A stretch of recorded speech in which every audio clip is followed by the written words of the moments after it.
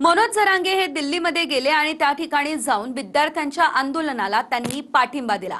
यापुढे जर विद्यार्थ्यांवरती लाठीचार्ज झाला तर आम्ही देखील दिल्लीमध्ये आंदोलनामध्ये सहभागी होऊ, हा इशारा सरकारला जरांगे पाटलांनी दिला। दिल्लीमधल्या जंतर मंतर मधल्या आंदोलनस्थळी अभिजित दिपकेंची भेट घेत आम्ही सोबत आहे अशी ग्वाही त्यांनी दिली। बघूया। सगळे तुमच्या सोबत आहे। तुमच्या सगळ्या विद्यार्थ्यांना न्याय मिळाल्याशिवाय या देशातला आणि राज्यातला कोणीही मागाटणार नाही। एक दिवस असा उगणार आहे आता की लोकच या सत्यवाल्याचा माज उतरणार आहे। थोडं मस्तीच्या बाहेर निघलं पाहिजे आणि त्या विद्यार्थ्यांना कसा न्याय देता येईल याच्यासाठी सरकारने विचार केला पाहिजे। पेपरफुटी विरोधातल्या विद्यार्थी आंदोलनाला पाठिंबा देत मनोज जरांगेही आता मैदानात उतरलेत। भाजप सरकार कायम गोरगरिबांच्या पोरांवरच लाठीचार्ज करतं। यापुढे पुन्हा लाठीचार्ज झाला तर महाराष्ट्रात यांना फिरूही दिलं जाणार नाही असा इशारा मनोज जरांगे यांनी दिला।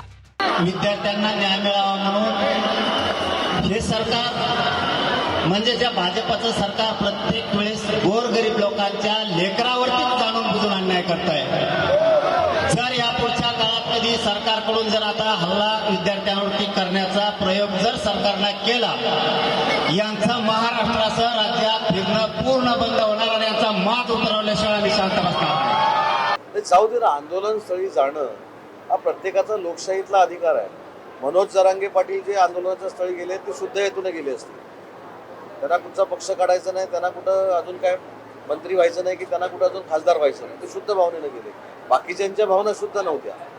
बाकीच्यांच्या भावना हा कधी खाली येतो आणि मी कधी बसतोय ही त्यांची भावना आहे। पण नरेंद्र मोदी साहेबांच्या नेतृत्वाखाली असं होणार नाही हे त्यांना माहिती असल्यामुळं काहीतरी वेगळं एक वातावरण तयार करायचं आणि एनडीएला बदनाम करायचा हा त्याच्यातला एक स्तुत्य उपक्रम त्यांनी शोधून काढला। आपल्या साथीदारांसह जरांगे दिल्लीमध्ये दाखल झाले। जंतर मंतर मैदानावर जाऊन त्यांनी अभिजित दिपके यांची भेट घेतली।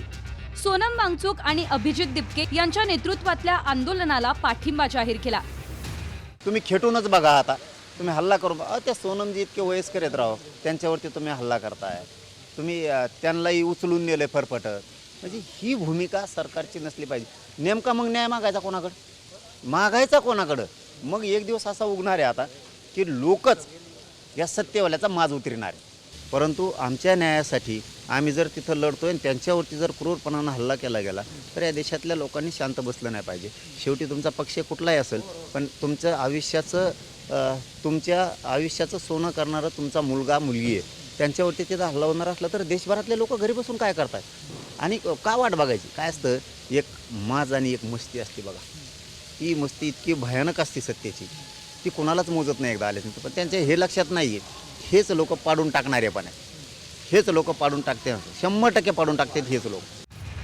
गरज पडलीच तर आम्ही विद्यार्थ्यांच्या मदतीसाठी दिल्लीत पोहोचू, मात्र जंतर मंतरची ही जागा सोडू नका असा सल्ला आंदोलकांना मनोज जरांगे यांनी दिला। आंतरवालीला सुद्धा गोरगरिबांच्या लेकरासाठी आंदोलन होतं। त्या ठिकाणी सुद्धा माय मावल्यांना, मुलींना, वृद्ध माणसांवरती सुद्धा प्राणघातक हल्ला केला होता। या सरकारनं आमच्यावरतीही गोळ्या घातल्या होत्या। फक्त माझी सगळ्या विद्यार्थ्यांना एक विनंती राहील, तुम्ही ही जागा सोडू नका। आम्ही सगळा देश तुमच्या मागे आहे। तुम्ही तिकडं गेलात नाही, आंदोलन मोडून टाकले। शांततेच्या आंदोलनात एवढी ताकद आहे की आम्ही सिद्ध करून दाखवलंय। आम्ही सुद्धा तुमच्या सोबत आहे। ही जागा फक्त सोडू नका। सरकारला आपण निवडून दिलेलं आहे। आपण आपल्या मायबापांना यांना मतदान केलंय, आपल्या गावकऱ्यांनी यांना मतदान केलंय, आपल्या जिल्ह्यानं तालुक्यानं यांना मतदान केलंय। परंतु हेच आज आपल्या विद्यार्थ्यांवरती, लेकरा बाळावरती उलटले।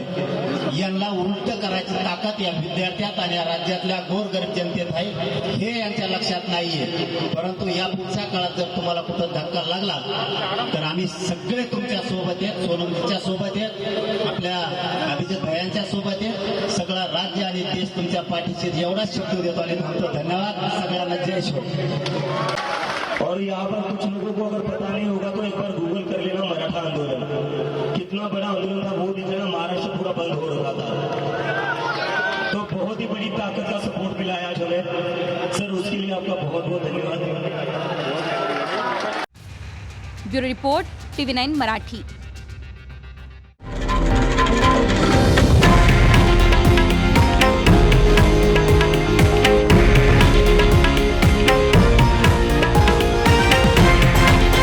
हे आहे देशातील नंबर 1 न्यूज नेटवर्क आणि आपण पाहत आहात TV9 मराठी, एकमेव.